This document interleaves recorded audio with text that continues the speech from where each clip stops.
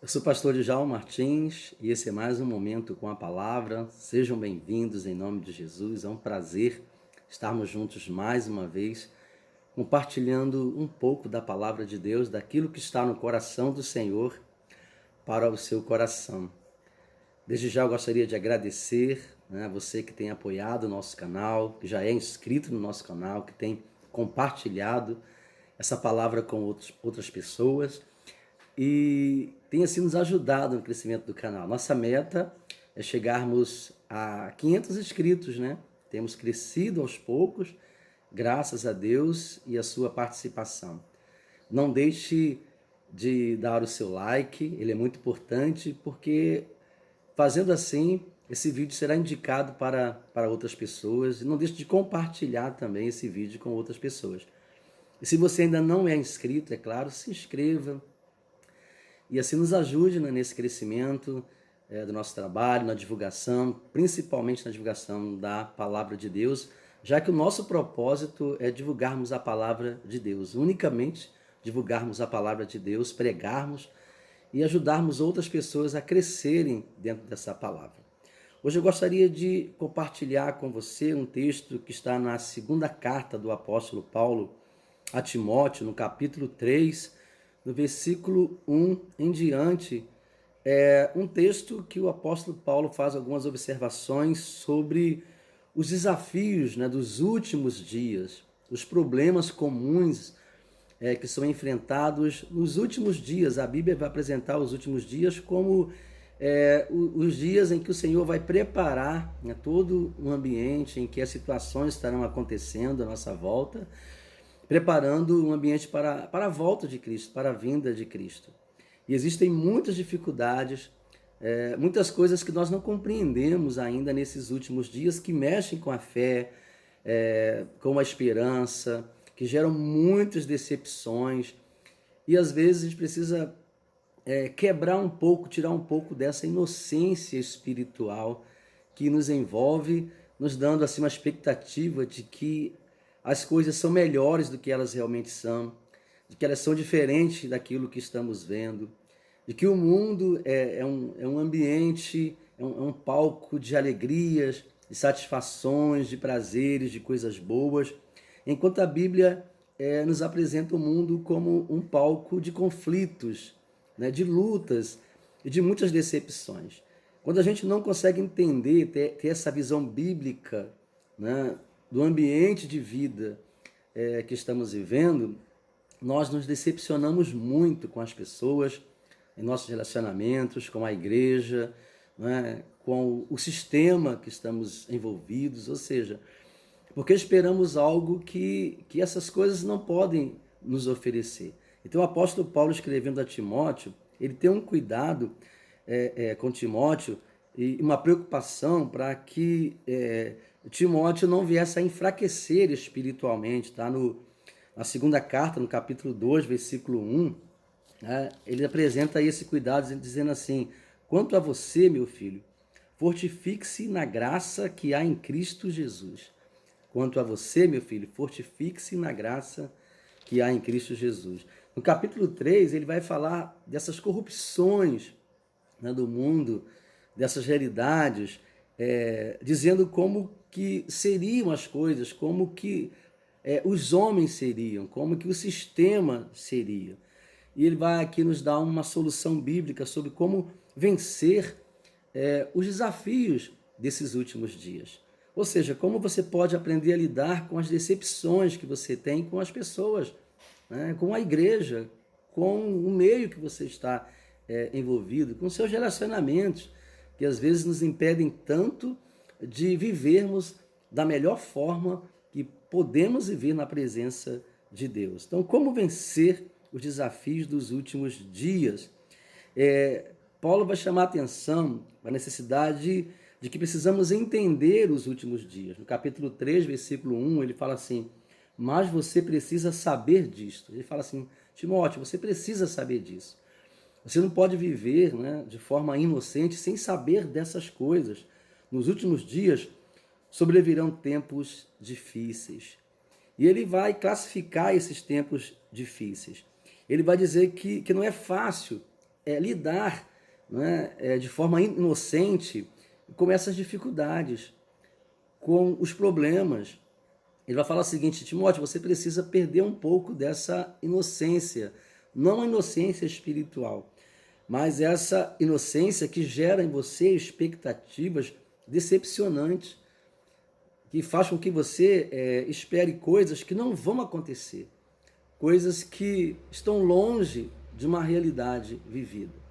E às vezes nossos olhos só querem enxergar, coisas que vão assim massagear o nosso coração, massagear o nosso pensamento, massagear o nosso entendimento.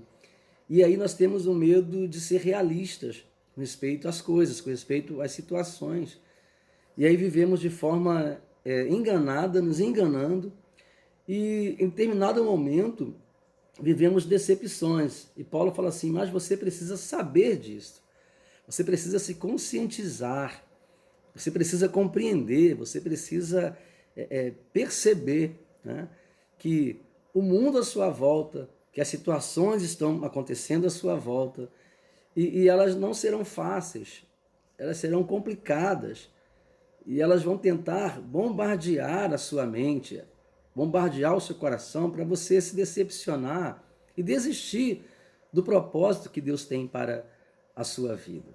E às vezes nós encontramos pessoas em busca, do mundo perfeito, do casamento perfeito, da família perfeita, da igreja perfeita, numa insatisfação, se enganando às vezes, quando consegue viver uma situação que massageia um pouco, que atende um pouco à necessidade, e aí fica maravilhados assim: encontrei a pessoa perfeita, encontrei a igreja perfeita, encontrei a vida perfeita, mas não dura muito. Depois de um determinado tempo, volta a se decepcionar, porque é uma realidade. A decepção vai fazer parte da nossa vida quando nós geramos uma expectativa muito grande em torno de uma coisa que, eu diria assim, de uma forma real, não pode atender essa necessidade do nosso coração. Então, só Jesus Cristo é capaz de não nos decepcionar nos nossos relacionamentos, nas nossas expectativas de vida. Só a palavra de Deus é capaz de nos dar promessas que se cumprirão, porque é a palavra de Deus e Deus não é homem para que possa mentir. Mas quando envolve a humanidade, quando envolve pessoas, quando envolve sistema, haverá sempre uma grande possibilidade de decepção. Então ele fala assim: eu quero que você entenda, que você saiba disso. E depois ele fala assim: eu quero que você saiba como serão as pessoas. Naturalmente, essas pessoas elas não serão pessoas perfeitas. Capítulo 3, versículo 2 a 5, diz assim: pois os seres humanos serão egoístas, avarentos, orgulhosos, arrogantes, blasfemadores, desobedientes aos pais, ingratos, ímpios, sem afeição natural, olha só, implacáveis, caluniadores, sem domínio de si, cruéis, inimigos do bem, traidores, atrevidos, convencidos, mais amigos dos prazeres do que amigos de Deus, tendo forma de piedade, mas negando o poder dela. Ele está falando da natureza humana, que aos poucos está se corrompendo naturalmente. Então não tem como nós concentrarmos uma esperança, uma expectativa perfeita em um ser humano que não é perfeito. É isso que ele está dizendo para Timóteo. Se você fizer isso, você vai sofrer um esgotamento espiritual. Você vai sofrer uma decepção emocional. Você vai sofrer, e vai passar por momentos muito difíceis socialmente. Ou seja, toda a sua vida será uma vida embasada em ilusões de um mundo perfeito, de pessoas perfeitas que não poderão atender às suas verdadeiras expectativas. O apóstolo Paulo tem esse cuidado porque ele se preocupa com a fé de Timóteo. E ele está preocupado, e assim, pensando que em determinado momento, se Timóteo não vencer essas expectativas, não conseguir decifrar essas expectativas, ele vai se tornar um líder adoecido, uma pessoa adoecida, decepcionada, triste, e aí ele vai parar de perseguir, né, de buscar de fato aquilo que ele precisa buscar, que é a realização no Senhor. Depois diz assim: como vencer os desafios desses últimos dias? Capítulo 3, do versículo 14 e 15, ele vai falar sobre como vencer. Diz assim: quanto a você, permaneça naquilo que aprendeu e em que acredita firmemente, sabendo de quem você aprendeu. E que desde a infância você conhece as sagradas letras. Ele fala assim: olha, você só pode combater essas coisas com o verdadeiro conhecimento. E esse verdadeiro conhecimento, ele vem da palavra de Deus, da experiência que você tem com a palavra de Deus, da experiência que você tem com as promessas de Deus, de você ver na palavra de Deus o Senhor cumprindo os propósitos na sua vida. E ele vai falar o seguinte: você precisa se fortalecer nessa palavra. A vitória que vence o mundo é a nossa fé. E a nossa fé vem por ouvir e ouvir a palavra de Deus.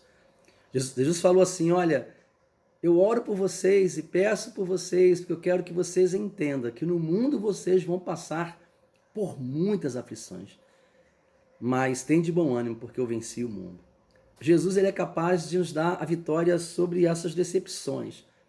Eu não sei o que tem decepcionado o seu coração.